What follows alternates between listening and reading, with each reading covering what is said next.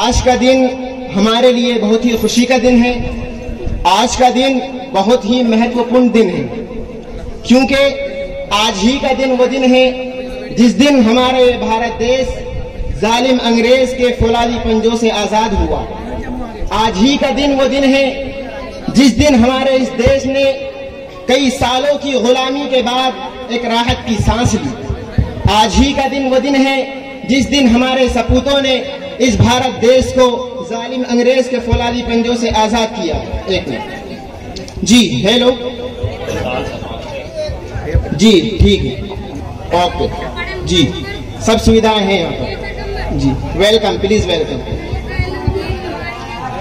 तो मैं कह रहा था कि बड़ी ही नासिपासी होगी कि अगर आज के दिन हम भारत के उन सपूतों को याद न करें जिन्होंने इस देश की आजादी की खातिर अपनी जानों की कुर्बानी दी, अपनी जानों का बलिदान दिया और अपने मालों की भी कुर्बानी दी। फिर एक मिनट, फिर फोन जी जी, बहुत बहुत शुक्रिया जी, प्लीज वेलकम। मेरे पास एक बहुत ही अच्छी गुड न्यूज है अभी कि माननीय प्रधानमंत्री जी और माननीय गृह मंत्री जी राष्ट्रपति भवन से चल चुके हैं। वो कुछ ही देर में हमारे दरमियान में उपस्थित हो जाएंगे। तब तक के लिए मैं इस कौम का कौमी तराना पेश करने के लिए अनुरोध करूंगा मिस्टर जमाल अशरफ साहब को कि वो आएं और इस कौम का कौमी तराना पेश करें। मिस्टर जमाल अशरफ साहब डाइस पर।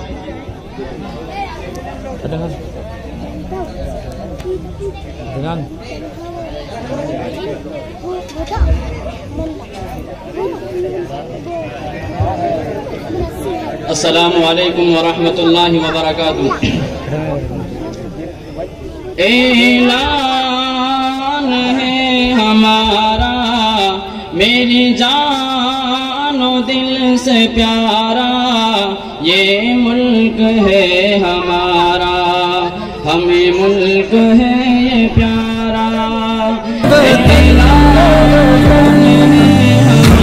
अपनी जान से प्यारा ये हिंदुस्तान है वतन तेरे लिए जान से नफरतों का दामन रफू किया है, गंगा के पानी से भी हमने वुज़ू किया है।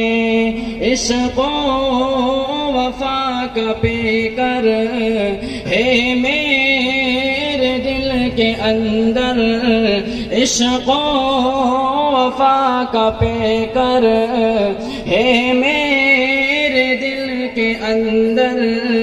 अमनो अमा की धारा ये मुल्क है हमारा, ऐलान है हमारा मेरी जानो दिल से प्यारा, ये मुल्क है हमारा, हमें मुल्क है ये प्यारा।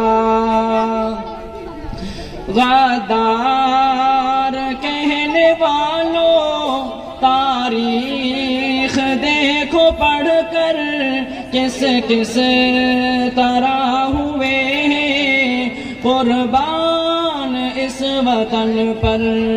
गद्दार कहने वालों तारीख देखो पढ़कर, किस किस तरह हुए हैं कुर्बान इस वतन पर। चमका के गुलसिता को कुर्बान करके जाको, अशफाक ने पुकारा, हमें मुल्क है ये प्यारा। ऐलान है हमारा मेरी जानो दिल से प्यारा, ये मुल्क है हमारा, हमें मुल्क है ये प्यारा। अस्सलाम वालेकुम। हम बड़े ही एहसानमंद हैं माननीय प्रधानमंत्री जी के, माननीय गृह मंत्री जी के, कि उन्होंने अपना कीमती वक्त हमें दिया। लिहाजा मैं आप लोगों का ज्यादा वक्त लिए बगैर माननीय गृह मंत्री जी से अनुरोध करूंगा कि माननीय गृह मंत्री जी आए और वो सभा को संबोधित करें।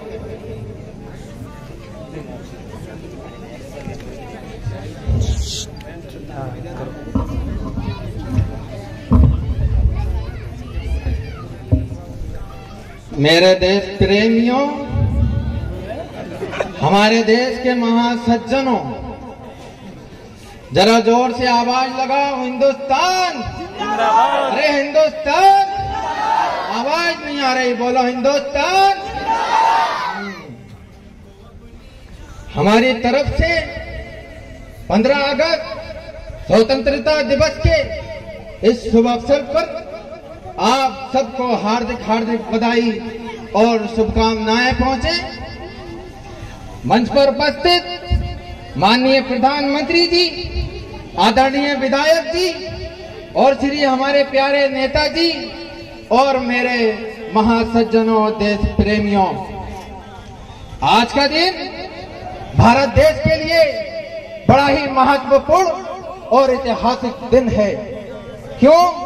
क्योंकि आज के दिन हमारा देश अंग्रेजों के पंजे से आजाद होकर हमारे कब्जे में आया और हमें आजादी के रूप में एक बड़ी सफलता प्राप्त हुई। महासज्जनों, आज हम इस मंच पर स्वतंत्रता दिवस मनाने के लिए इकट्ठा हुए हैं और देश के उन महासपूतों और उन स्वतंत्रता संग्रामियों को श्रद्धांजलि अर्पित करने के लिए इकट्ठा हुए हैं कि जिन्होंने देश की आजादी के कारण अपनी जान की बलि लगाई और एक बड़ा बलिदान देकर देश को आजादी दिलाई और हमें आजादी के साथ सांस दिलाई। मेरे देश के प्यारे प्यारे नौजवानों, इसी के कारण अब मैं देश के उन महासपूतों को, उन शहीदों को जिन्होंने देश की आजादी के लिए अपनी जान कुर्बान की, मैं दिलों जान की गहराई से उनको श्रद्धांजलि पेश करता हूं कि जिन्होंने बड़ी मेहनतों के साथ हमें आजादी दिलाई। साथ साथ मैं आप सबका और माननीय प्रधानमंत्री जी का और जहां बैठे सभी अतिथियों का दिल की गहराइयों से धन्यवाद और शुक्रिया अदा करता हूं। आखिरी में मैं माननीय प्रधानमंत्री जी से यह अनुरोध करूंगा कि वो अपने भाषण के दौरान देश के नागरिकों को उनकी नागरिकता के बारे में जरूर संबोधित करें। धन्यवाद।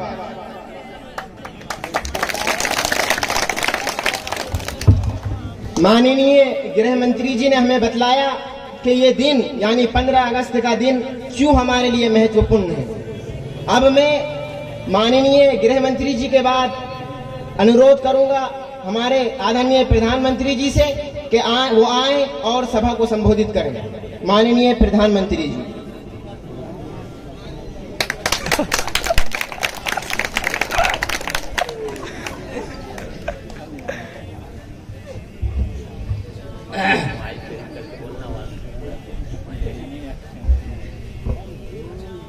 सबसे पहले मैं अपने सभी देशवासियों को दिल की गहराइयों से 15 अगस्त के इस शुभ अवसर पर शुभकामनाएं पेश करता हूं।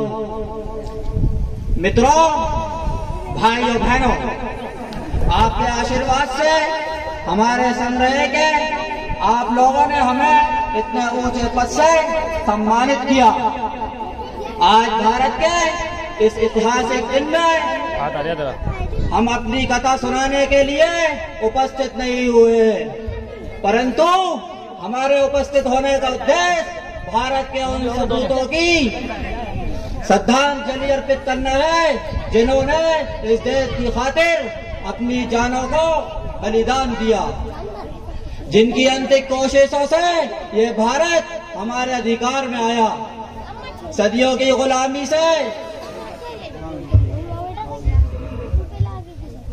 गुलामी से छुटकारा मिला। स्वतंत्रता का विचार और स्वतंत्रता की चिंता पर्याप्त हुई। हमें अपने धर्म को मानने और उसके रीति रिवाज को पूरा करने का पूरा अधिकार है। मित्रों और भाइयों बहनों, यह धरती केवल हिंदुओं की है।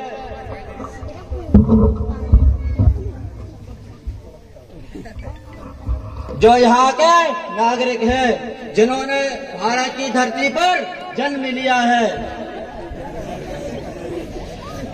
और वो हिंदू, सिख, ईसाई, बुद्ध मजहब से संबंध रखता है। यही भारत का असल नागरिक है, क्योंकि भारत की आजादी में असल योगदान इन्हीं लोगों का रहा है। तो इस धरती पर रहने का अधिकार भी इन्हीं लोगों का है, और हम भी इस आशीर्वाद से आज इस पद पर विराजमान है। इसलिए मैं देश का प्रधानमंत्री होकर इस शुभ अवसर पर फिर से एक बार कहता हूँ कि आगामी चुनाव में हमारी पार्टी आती है तो इस देश में हिंदू राष्ट्र कायम कर रहेंगे, और जिसको हिंदू राष्ट्र चाहिए वो हमारी पार्टी को वोट करे, ताकि हमारा देश समृद्ध हो, यहाँ के मजदूर, किसान और सभी समृद्ध हो, हमारा यह देश विकास की ओर चले, और सुरक्षा अभियान कायम करे, जिसकी वजह से हमारा देश साफ सुथरा हो। और इन सबके अतिरिक्त अपना दौरा कभी बंद न किया। रात के जिस हिस्से में आपने किसी ने फोन किया, मैं फौरन उपस्थित हुआ। जब तक आपके आशीर्वाद हमारे संग रहेंगे और आप लोग हमारे इस पद पर समाप्त रखेंगे, मैं इस देश की खातिर बलिदान देता रहूंगा। और फिर आप लोगों को एक बार शुभकामनाएं पेश करता हूं। जय हिंद, जय भारत।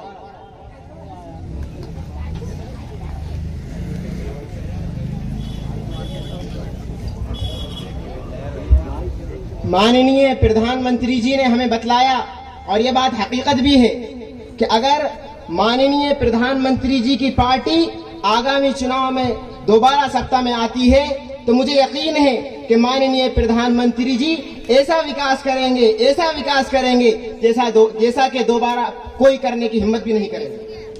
और इसी तरीके से बात कही माननीय प्रधानमंत्री जी ने स्वच्छता अभियान की, तो ऐसा स्वच्छता अभियान चलाएंगे जैसा कभी किसी ने न चलाया होगा। खैर, बड़ी खुशी की बात है कि हमारे दरमियान एक मशहूर और बुजुर्ग मुअर्रिख भी तशरीफ ला चुके हैं, लिहाजा मैं आपसे मुअद्दबाना दरखास्त करता हूं कि वो आए, और चूंकि मौसूफ बहुत ही बुजुर्ग हैं, जंग आज़ादी में आपकी भी बेमिसाल कुर्बानियां रही हैं, अब कई बलिदान मौसूफ ने भी दिए हैं, लिहाजा मोहतरम से मैं दरखास्त करता हूं कि वो आए और अपने तजुर्बे की रोशनी में जो आपने कौमी मदद की है वो पेश करें।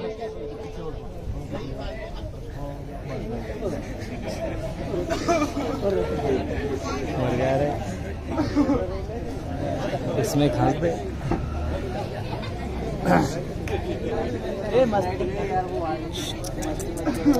लाइट गई यार, फोन लगाओ यार।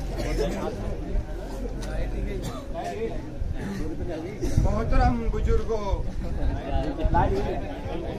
हटना।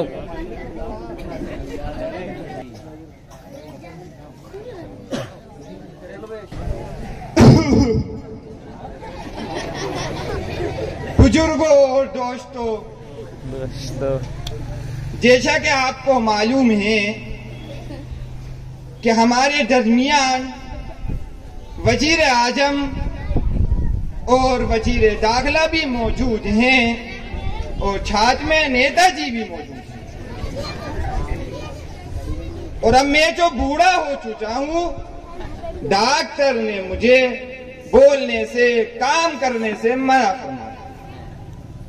अरे भाई, मेरी उम्र तो चारपाई पे लेटने शुरू ही तो सारा मंजर निगाहों के सामने गर्दिश करने लगता है, मगर मुख्तसरन आपके सामने बयान करता हूँ।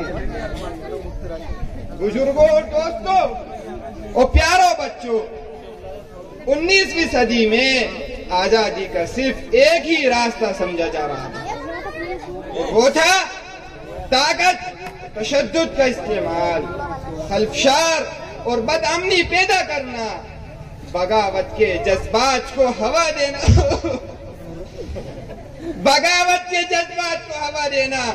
इस पूरे दौर में गांधी जी, जवाहरलाल नेहरू और राजहिंद प्रताप, हम सब लोग बरतानवी हुकूमत से नबरदाज़मा रहे और उनसे लड़ते रहे और उनके हर इक़दाम की मुखालिफत को अपना शियार बना लिया और उनकी इंतकामी कार्रवाई के बावजूद हमने बगावत और इनकिलाब का झंडा बुलंद किया।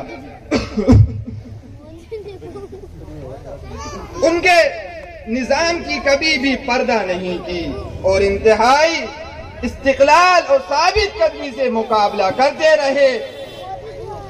हमारे पाए इस्तिकामत में कभी जुम्बिश नहीं आई। गांधी जी मुजाहिदीन आजादी की क़ियादत करते रहे और इनकिलाब की रहनुमाई के फराइज़ अंजाम देते रहे। बिलाखिर अंग्रेज को पछपा होना पड़ा और बड़ी मेहनत और कोशिश के बावजूद हम अपने मकसद में कामयाब हुए और ये देश हमारे कब्जे में आ गया। अरे देखो भाइयों, तारीख, आजादी की तारीख तो बहुत तवील है, लेकिन मैं इससे ज्यादा नहीं बोल सकता। मेरे सीने में दर्द होने लगता है ना, हाथ पैर भी मेरे दुखने लगते हैं, इसलिए मैं तो यहीं पर ही खत्म करके जा रहा हूँ। इनको बढ़ाओ। अरे खत्री जी, आपने आजादी हिंद की तारीख बयान नहीं की, बल्कि आपने अपनी बड़ाई बयान की है। ऐसा लगता है कि आपने तासुब की चादर ओढ़ रखी है जो आपको एक तरफा दायरे से निकलने नहीं दे रही है। हालांकि तारीखी हक़ाइक़ बयान करने में अमानत और दियानत से काम लेना चाहिए और उन सब का तज़किरा करना चाहिए जिन्होंने जंग आज़ादी में हिस्सा लिया। और ये बददियानती सिर्फ आपने नहीं बल्कि वज़ीर आज़म और वज़ीर दाखिला ने भी की है, मगर मैं उनके आला मर्तबे की वजह से कुछ न कह सका, जबकि मैं शुरू से यहाँ खड़ा सबकी बातें बकौर सुन रहा था। अरे बिटवा सुन, हम लोग आपकी नजर में, अरे ओ बिटवे, हम लोग तेरी नजर में तारीख़ी हक़ाइक़ की वजाहत में बददियानत है और नहीं तो क्या? सही बात है, बिल्कुल बददियानत हो। क्या प्रधानमंत्री जी को बुलाया जाए? जरूर बुलाइए, बिल्कुल जरूर। और तू उनके सामने उनकी बददियानती को जाहिर करेगा? अरे हाँ, बिल्कुल करूँगा, क्यों नहीं? अरे नेताजी जरा इधर आओ। जी, अरे जरा प्रधानमंत्री को फोन लगा ना, देखते कि वो आ सकते हैं नहीं। रुको अभी। हेलो जी, जी माननीय प्रधानमंत्री जी से काम है। जी जी, अगर थोड़ा सा मौका दे सकें तो कष्ट कर लें। जी बहुत बहुत शुक्रिया। जी शुक्रिया। माननीय प्रधानमंत्री जी अभी पीएम हाउस पहुंचे भी नहीं थे। जान से प्यारा ये हिंदुस्तान है, वतन तेरे लिए जान दिल कुर्बान है। प्रधानमंत्री जी जरा इधर देखेंगे, ये जो बिटवा है ना, ये आसिफ बिटवा, ये हम पर जाबरदारी बरतने का इल्जाम लगा रहा है।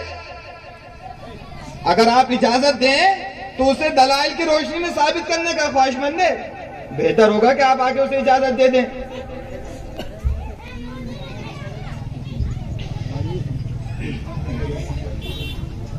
कहिए बालक, जो कुछ कहना हो शौक से कहिए।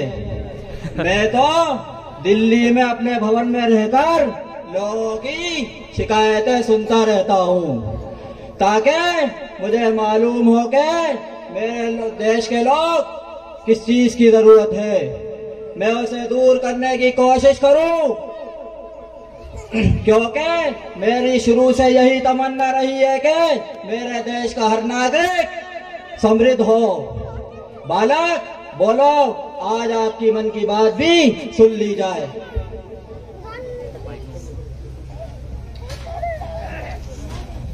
हमारी खामोशियों को बुज़दिली का नाम मत देना, हमारी खामोशियों को बुज़दिली का नाम मत देना। अगर हम बोल पड़ते हैं सिकंदर कांप जाता है। आप लोगों ने आज़ादी हिंद की तकरीर की, मगर सेकुलरिज्म का गला घोंट कर रख दिया और जमहूरियत का खून कर दिया। किसी की तकरीर में किसी मुसलमान मुजाहिद का जिक्र नहीं किया। अगर इजाजत हो तो मैं सेकुलरिज्म और आजादी हिंद की तारीख बयान करूं। अरे इंसानी बच्चे, तेरी आवाज में तो बड़ी कड़क पाई जा रही है। अरे हाँ, क्यों नहीं मियाँ? तू जरा अच्छे से बयान कर दे, हम भी सुन ले। अरे करते हैं ना। तुझे संग दिल पता है क्या कि दुखे दिलों की सदा है क्या? तुझे संग दिल पता है क्या कि दुखे दिलों की सदा है क्या? कभी चोट तूने भी खाई है, कभी तेरा दिल भी दुखा है क्या? तू जफा में मस्त है रोज शब, मैं कफन बदोश गजल बलब। तेरे रोब हुस्न से चुप है सब, मैं भी चुप रहूं तो मजा है क्या? दोस्तों सुनिए मगर गौर से। अगर मैं गलत बयानी से काम लूं तो मेरा गिरेबान पकड़ लीजिए, और अगर मैं हक कहूं तो इकरार करने से राहे फिरार इख्तियार मत कीजिए। दोस्तों 11 मई सन 1857 दर हकीकत जंग आजादी का वो नुक्ते आगाज है जिसका जज्बा सबसे पहले मुसलमानों में ही पैदा हुआ। अंग्रेजों ने हुकूमत और इक़्तिदार मुसलमानों के हाथों से छीना था, इसलिए कुदरती तौर पर मुसलमान ही इसके ज्यादा मुश्ताइल थे। सन 1857 में जब अंग्रेजी फौज के सिपाहियों ने हुकूमत के खिलाफ बगावत की और अपने अंग्रेज अफसरों को गोली मार पर दिल्ली पर कब्जा करने के लिए चले, लेकिन ये तहरीक कामयाब न हो सकी। तहरीक की नाकामी के बाद अंग्रेजों ने इंतकामी कार्रवाइयों का आगाज किया और उसके नतीजे में मुसलमान खुसूसियत के साथ कुचल दिया गया। दिल्ली का चांदनी चौक ही नहीं बल्कि हर चौराहे पर सूलियां नस्ब कर दी गई। दिल्ली के बाहर दरख्तों की शाखों से फांसी के फंदे लटक रहे थे। जो भी मुसलमान अंग्रेजों के हाथ लग गया उसको हाथी पर बिठाया, दरख्तों के नीचे ले गए और उसकी गर्दन में फंदा डालकर उसे आगे बढ़ा दिया। लाश फंदे में झूल गई, आंखें उबल पड़ी, जुबान मुंह से बाहर निकल आई। ज़िबा किए हुए मुर्गे की तरह वो जाकुनी का ही बदनाक मंजर के अल अमान वल हफीज। दोस्तों ये था वो रूह परसा और दिल को दहलाने वाला माहौल जब हिंदुस्तान में जंग आजादी के मुसलमान मुजाहिदीन ने अपने सफर का आगाज किया। तारीख के सफ़हात गवाह है कि ये सफर सबसे पहले हमने शुरू किया। उस कांटों भरी वादी से हमारे असलाफ के तलवे लहूलुहान हुए, लेकिन उनके पाए इस्तिकामत में न जुम्बिश आई, न लफ्ज़िश पैदा हुई और न ही आगे बढ़ा हुआ कदम एक इंच भी पीछे हटा। आपको मालूम होना चाहिए कि इन मुजाहिदीन की सरगर्मियों का आगाज सैयद अहमद राय बरेलवी और मौलाना इस्माइल शहीद की क़ियादत में हुआ था। इन हज़रात की शहादत के बाद ये ताकत बिखरी नहीं बल्कि और ज्यादा मुस्तहकम और वसी हो गई। इसके बाद शाह अब्दुल अजीज मुहद्दिस दहलवी रहमतुल्लाहि अलैहि मैदान में आए और उन्होंने कहा हर सिमत मचलती किरणों ने अफसून शबे गम तोड़ दिया, हर सिमत मचलती किरणों ने अफसून शबे गम तोड़ दिया। अब जाग उठे दीवाने दुनिया को जगा कर दम लेंगे, ये संग गिरा जो आइन है रास्ते से हटा कर दम लेंगे। हम फूल भी हैं तलवार भी हैं बातिल को मिटा कर दम लेंगे। सोचा है कफील अब कुछ भी हो हर हाल में अपना हक लेंगे, इज्जत से जिए तो जी लेंगे या जाम शहादत पी लेंगे। दोस्तों, इसके बाद शाह अब्दुल अजीज मुहद्दिस देहलवी रहमतुल्लाहि अलैहि मैदान में आए और वो फतवा दिया जिससे अंग्रेजों की नींद हराम हो गई। जगह जगह आजादी के शोले पड़कने लगे। मसनदे दर्स पर बैठकर कुरान और हदीस का दर्स देने वाले उलमाए किराम खानकाहों में बैठकर अपने खून से समय इस्लाम को रोशन करने वाले मशाइख इज़ाम खानकाहों और मदरसों से निकलकर मैदान में आ गए और फिरंगियों से नबर्द आजमा हो गए। मैं अकेला ही चला था जानिबे मंजिल मगर राह राह आते गए कारवां बनता गया। और प्रधानमंत्री जी, अगर आप इजाजत दें तो मैं आपको बताऊं कि आप जो कह रहे हैं कि ये देश सिर्फ हिंदू, सिख, ईसाई, बुद्ध और जैन का है, तो मैं आपसे पूछता हूं मंत्री जी, प्रधानमंत्री जी, कि जिस जगह आप खड़े हैं वो किला आपको किसने दिया? वो फलकपोश तारीखी मस्जिद इस मुल्क को किसने दी? वो बेनजीर और बेमिसाल नमूना ताजमहल इस मुल्क को किसने दिया? वो कुतुब मीनार और दीगर इमारतें इस मुल्क को किसने दी? और प्रधानमंत्री जी, मैं आपसे पूछता हूँ कि आपने इस मुल्क की तरक्की के लिए कौन सी तामीर करवाई? आपने तो जिन तामीरात को करवाया, मैं क्या कोई भला इंसान भी उसको अपनी जुबान पर लाना पसंद नहीं करता। और रही आजादी की बात, तो आप मुझे बताएं कि आपकी पार्टी के एक आदमी का नाम कि जिसने जंग आजादी में हिस्सा लिया हो। हाँ, आपका नाम तो गद्दारी, जासूसी और अंग्रेजों की चापलूसी में जरूर मिलेगा। इसकी बड़ी दलील कि आजादी के बाद कौम मिल्लत मुल्क का तिरंगा लहरा रही थी और आपके लोग भगवा रंग का झंडा लहरा रहे थे। इस मुल्क की तामीर और तरक्की में सिर्फ और सिर्फ मुसलमानों का ही हिस्सा है और इसके असल बाशिंदे भी मुसलमान ही हैं और हकदार भी मुसलमान ही है। और अगर ये बात नहीं मानते हो तो DNA करा के देख लो। हम इसी गली की खाक से, हम इसी वतन की खाक से यही खाक अपनी मिलाएंगे। न बुलाए आपके आए हैं, न निकाले आपके जाएंगे। बाजी वफा की हार के प्यारे न जाएंगे, क्या दिन तेरे सितम के गुजारे न जाएंगे। दरियाए गम में अगरचे पानी डुबाव है, हम डूबने के डर से किनारा न जाएंगे।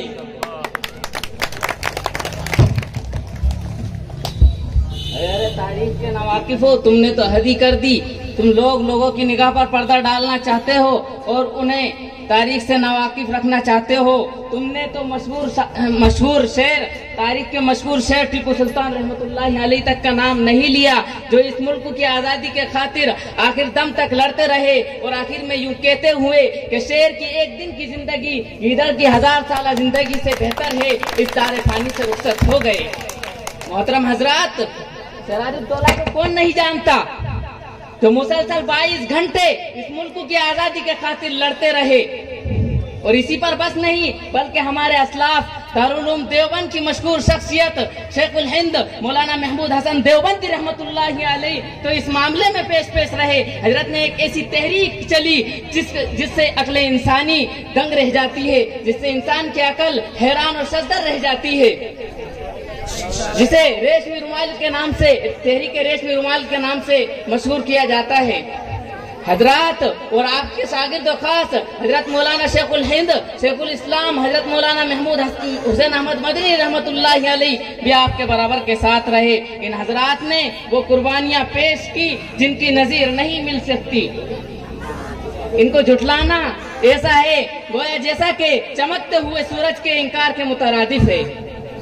हजरात, खुलासा ये है कि अगर हमारे अकाबिर, हमारे असलाफ ये कुर्बानियां पेश ना करते और इस मुल्क के खातिर, इस मुल्क की आजादी के खातिर, इस मुल्क की आजादी के खातिर अगर वो अपनी जान की बाजी ना लगाते तो ये मुल्क कभी भी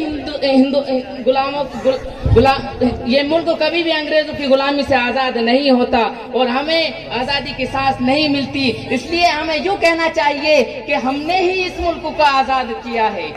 क्या तुम्हें भगत सिंह की वो बात याद नहीं जब अंग्रेज जज के सामने उससे कहा गया कि तुमने 800 साल हुकूमत में, मुसलमानों की 800 साल हुकूमत में कभी बम बारूद नहीं किया?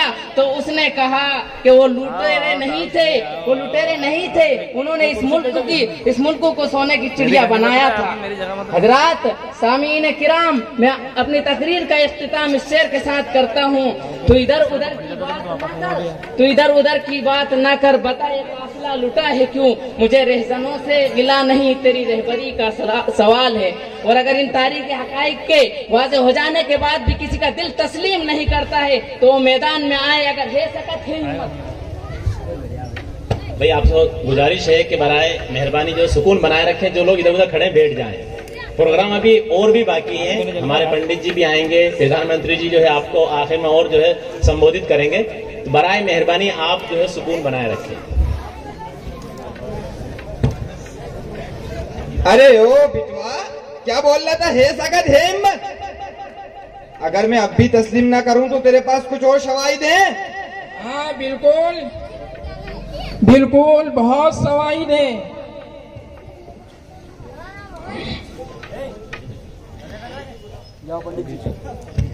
लीजिए, आप ही के धर्म और मजहब के मानने वाले मशहूर पंडित भी स्टेज पर आ चुके हैं। आप इस सिलसिले में इनसे दरियाफ्त कर सकते हैं कि आया मैंने जो कहा सही है या गलत।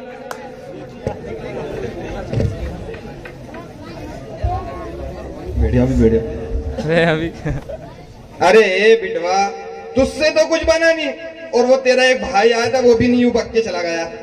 अब ये पंडित जी आए हैं, इनके मुंह से और कुछ सुन ले।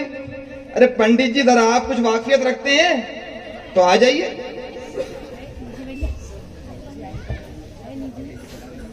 प्रधानमंत्री साहब, वजीर दाखिला साहब, और बुड्ढे तू भी सुन ले। इसकी आज मैं पूरी हकीकत सुना देता हूँ आजादी की तुझे। जितने मैंने कहे हैं ना पूरे सुना देता हूँ। सुन, आप वाकिफियत की बात करते हैं? अरे बुड्ढे सुन, मैंने तो इस सिलसिले में कई किताबें लिखी हैं। कितनी कितनी? अरे कई, गिनती नहीं। एक आध का नाम तो बता दे। अरे जहन में नाम तो बस एक का ही आ रहा है, संसुकुरत। एक का ही नाम जहन में आया, संसुकुरत। इसके अलावा तो और कहीं का नहीं आ रहा। चलो उनके बारे में ही कुछ बता दो। अरे भाई, और सुन, जंग आजादी में हिस्सा लेने वाले मुसलमान मुजाहिदीन के नाम सुना दूं तुझे? दो, उनकी तादाद तो बेशुमार है। सब में पहले एक का नाम सुनाता हूँ तुझे, सुन। सैयद अहमद जाई। अरे पंडित पंडित पंडित, नाम भी सही लेना नहीं आ रहा। अरे एक बार, अरे सुन, सैयद अहमद शहीद। अरे सही थे, अरे सैयद अहमद शहीद। और मौलाना इस्माइल शहीद, मौलाना इस्माइल शहीद। अरे क्या पंडित, नाम ही सही लेना नहीं आ रहा है क्या? अरे बुड्ढे सुन, बुड्ढे, शाह अब्दुल अजीज, शाह अब्दुल अजीज। हाँ, शेखुल हिंद, शेखुल हिंद मौलाना महमूद हसन, मौलाना महमूद हसन। और मौलाना हुसैन अहमद मदनी, मौलाना हुसैन अहमद मदनी। अरे एक तो रह ही गए, एक तो रह ही गए, मौलाना अबुल कलाम आजाद, मौलाना अबुल कलाम आजाद। और एक बड़ी और हस्ती रह गई है, इसके बाद में गिनाने चलूं। हाँ, अजीज गुल बशावरी, अजीज गुल बशावरी। हाँ, ये तो मैंने सिर्फ नमूने के तौर पर जिक्र कर लिया। बुड्ढे इधर सुन, ध्यान से सुन, ये तारीख का पूरा मुताला करा देता हूँ आज। बुड्ढे भगमत इधर आ, तारीख का पूरा मुताला करा देता हूँ। ये तो मैंने सिर्फ नमूने के तौर पर जिक्र किया है। अगर आप तारीख का मुताला करें और अपने ऐनक को उतारें तो मैं जानता हूँ कि पूरी तारीख भरी पड़ी है, किस किसने आजादी में हिस्सा लिया है। इसी बात पर मैं ज्यादा वक्त न लेना चाहूंगा, मैं अपनी तकरीर को खत्म करता हूँ।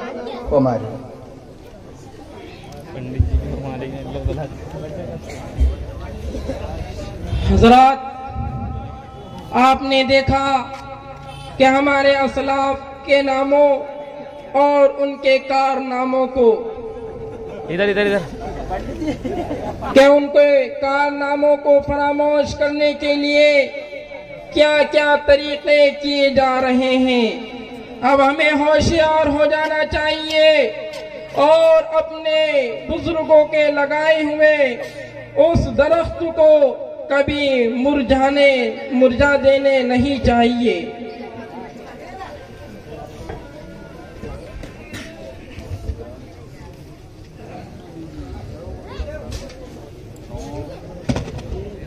बालक, परेशान मत हो।